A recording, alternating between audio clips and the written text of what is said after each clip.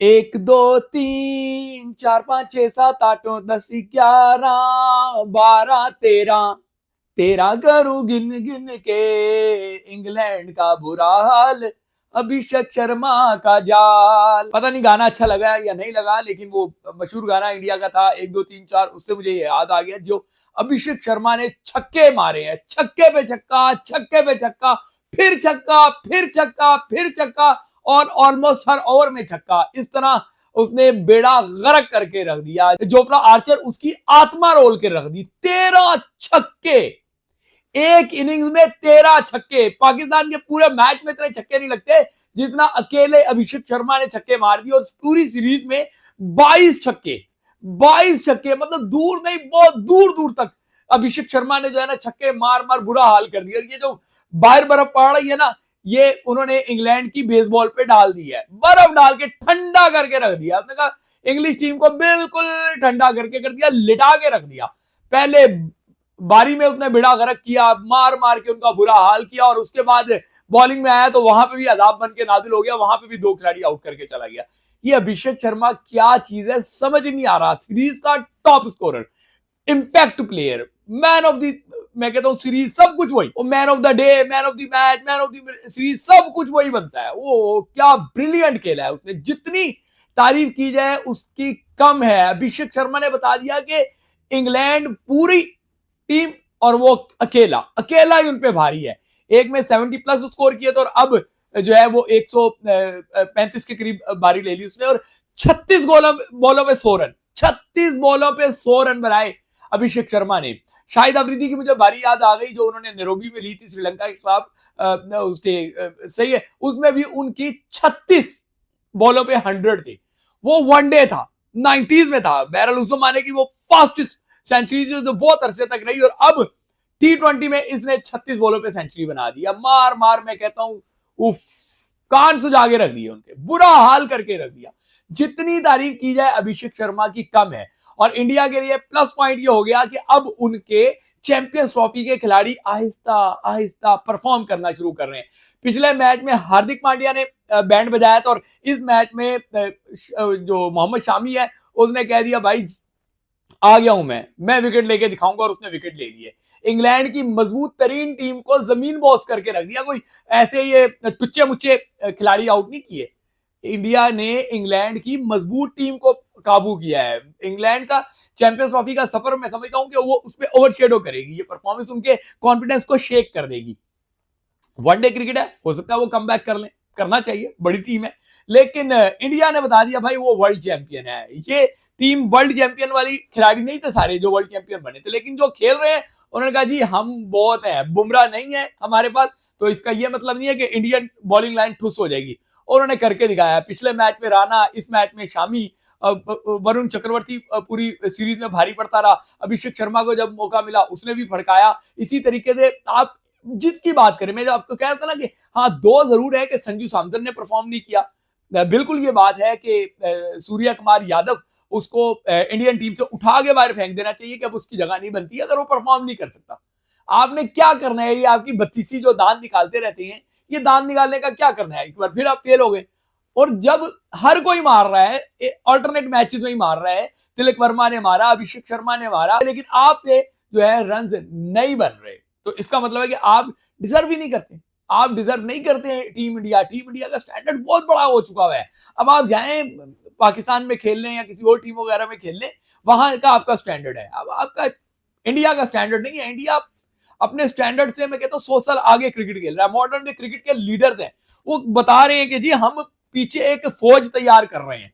ऐसा नहीं है कि बस टुक टुक टुक, वो बड़ी टीम जो है वो तैयार करके आगे आ रहे हैं। मैच में जोफ्रा आर्चर का जो फैंटा लगाया, आज एक मरतबा फिर जो है जोफ्रा आर्चर महंगे तरीन जो है वो बॉलर साबित हुए। जिस तरीके से उनकी मार लगाई है, किसी ने नहीं बख्शा उनको। 4 over 55 run, 55 run Jofra Archer को। यही वही जोफ्रा आर्चर है जिनके बारे में बेसबॉल के पायनियर मैककलम कहते थे कि बस अब जो है हमने बदल के रख देना। बिल्कुल आपने इंग्लैंड को बदल के रख दिया कि इंग्लैंड जो है वो 4-1 से हार गया, और इस बुरी तरीके से हारा। ये आखिरी मैच तो इंडिया से इस बुरे तरीके से हारा कि 100 रन भी मुकम्मल नहीं कर सके। जितने यार अभिषेक शर्मा ने अकेले ने बनाए थे उतने ही रन बना लेते सारी टीम इंग्लैंड मिलके, लेकिन वो उतने रन भी नहीं बना पाए। इतना मारा है अभिषेक शर्मा ने उनको, और उसके बाद उनके बॉलर ने इंडिया के वो कहते हैं ना आत्मा रोल के रख दी। तो 4 ओवर 55 रन उन्होंने दिया। मार्कवुड उसके बारे में बड़ा था, वो थोड़ा बेहतर रहा, 4-32 2 आउट किए उसने। कर्स उसने 3 आउट कर दिए। एटकिंसन को लेके आए थे, ये एटकिंसन को लेकर आए थे, एटकिंसन ने क्या कर लिया, जोस बटलर वो कुछ नहीं इंपैक्ट डाल पाया। तो ये सीरीज मैं कहता हूं कि मुकम्मल तौर पे 4-1 के साथ इंडियंस के नाम रही। क्या बॉलर्स, क्या बैटर्स, हर जगह आप जाके टॉपर देखेंगे। वरुण चक्रवर्ती 14 आउट कर गया इस सीरीज में, 14 आउट वरुण चक्रवर्ती कर गया। अभिषेक शर्मा 280 के 70 के प्लस जो है वो स्कोर कर गया, ठीक है ना। तो आपको मानना होगा कि टीम इंडिया ने अपने स्टैंडर्ड्स जो हैं वो आगे बढ़ा दिए हैं। टीम इंडिया पलट के देखने की नहीं है। आज की टीम इंडिया की परफॉर्मेंस देखकर कहा जा सकता है कि जो वर्ल्ड कप होना है अब इंडिया में ही होना है, T20 का वर्ल्ड कप, वो इंडिया पहले ही जीत चुका है। अपने होम ग्राउंड पे ये शेर बन के खेलते हैं। शेर नहीं, अब तो ये बब्बर शेर बन के खेलने लग गया भाई। ये आपको मानना पड़ेगा कि टीम इंडिया ने कह दिया है कि जी ना, हमारा किसी से मुकाबला नहीं है। अब सीरीज आगे बढ़ेगी, T20 का चैप्टर क्लोज हो जाएगा। तो अब जो है वनडे सीरीज शुरू हो जाएगी 6 फरवरी से, फिर 9 फरवरी को मैच, फिर 12 फरवरी को मैच। तो ये 3 मैचेस की सीरीज जो है वो टीम इंडिया को तो जो है वो जितना कॉन्फिडेंस देगी। इंग्लैंड के पास भी अब आखिरी ही मौका होगा। T20 सीरीज में वो व्हाइट बॉल की क्रिकेट थी, बेशक शॉर्टर फॉर्मेट था, लेकिन कॉन्फिडेंस गेन हो सकता था, उन्होंने नहीं किया, बल्कि कॉन्फिडेंस लूज कर लिया। शेकी रही उनकी परफॉर्मेंसेस, उनके बॉलर जो है पिटते रहे, उनके बैटर्स जो है वो रन बनाने से जो है वो कासिर रहे, यानी कि वो रन नहीं बना सके, नाकाम रहे।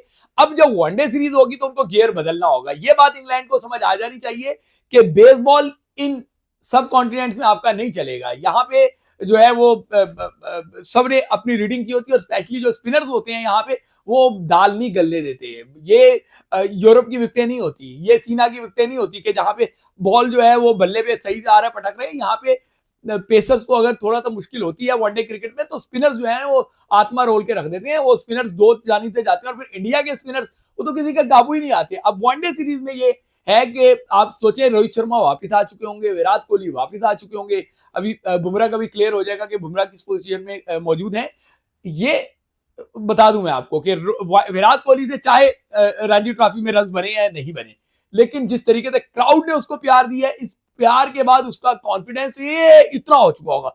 जब इतना कॉन्फिडेंस हो जाएगा विराट कोहली का, तो मैं आपको बता दूं कि वो चैंपियंस ट्रॉफी में अपना रंग जमाएगा, और जमाना चाहिए। एक बड़ा खिलाड़ी है, अगर वो अपना रंग चैंपियंस ट्रॉफी में नहीं जमा पाया तो फिर उसको इज्जत से घर चले जाना चाहिए, फिर मजीद लंबा ना करे। जितना बड़ा ब्रांड वो है, इज्जत के साथ हाई नोट्स पे अपनी क्रिकेट को खत्म करे, उसके बाद मामला आगे होगा। वैसे इंडिया की रीत रही है, जैसे सचिन तेंदुलकर को उन्होंने ग्रेट सेंड ऑफ दिया है, जाहिर है विराट कोहली की जो परफॉर्मेंसेज हैं उस पर आप कोई जो है ना दुराए है ही नहीं कि वो बहुत बड़ा जो है ना बैटर है, और उसका सेंड ऑफ ही बड़ा होना चाहिए। इसी तरीके से रोहित शर्मा ने भी जो कर लिया हुआ है वनडे क्रिकेट का, तो मैं कहता हूं कि बेताज बादशाह भी कहें तो गलत नहीं होगा। कई डबल सेंचुरीज यार, लोगों से एक डबल सेंचुरी नहीं बनती है वनडे में। अब कई टीमें ऐसी हैं वो पूरी की पूरी 200 नहीं बना पाती, ये अकेला 264 बना जाता है आराम से, जो है वो 250 स्कोर करता है रोहित शर्मा। उसने वनडे क्रिकेट में अपना इंपैक्ट हमेशा डाला है, हमेशा से डाला है।